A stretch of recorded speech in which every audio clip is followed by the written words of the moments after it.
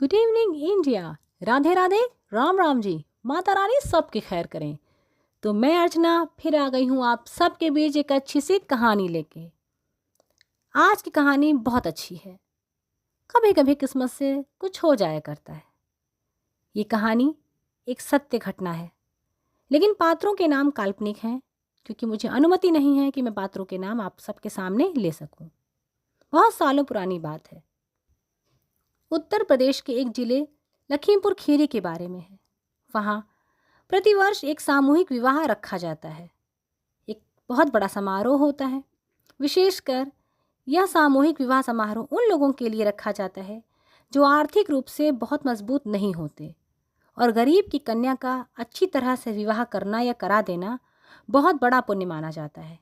इसी सोच को ध्यान में रखकर बहुत सालों पहले एक सामूहिक विवाह का आयोजन किया गया था। उस आयोजन में भाग लेने के लिए बहुत सारे परिवार सम्मिलित हुए। बहुत बड़ी भीड़ सिर्फ देखने के लिए आई थी कि समारोह कैसे होता है। बहुत सारे संभ्रांत लोग एवं मध्यम वर्ग के लोग भी वर वधू के लिए दान की राशि जमा करने के लिए भी उपस्थित हुए थे।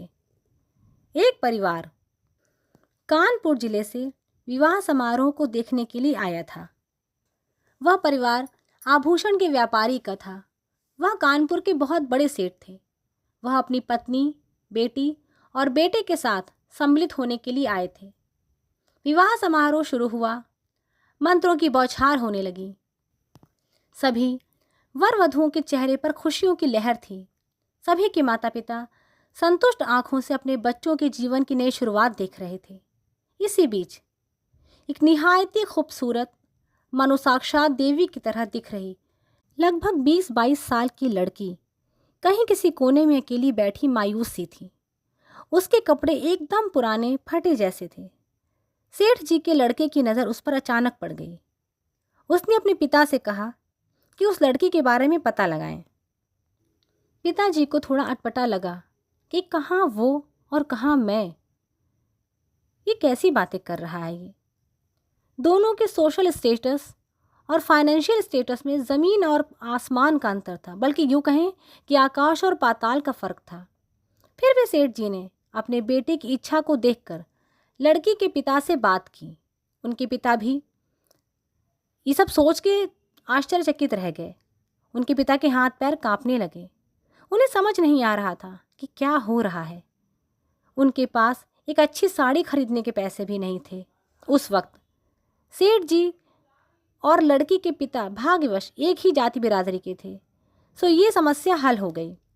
सेठ जी ने अपने परिवार से बात की और उस लड़की को देखने के बाद उनकी पत्नी और बेटी भी इस विवाह के लिए तैयार हो गए। रातों रात सेठ जी ने दुकानदारों से बात की। दुकानें खुलवाई गईं। लड़के के लिए लाखों के सोने और हीरे के आभूषण खरीदे गए।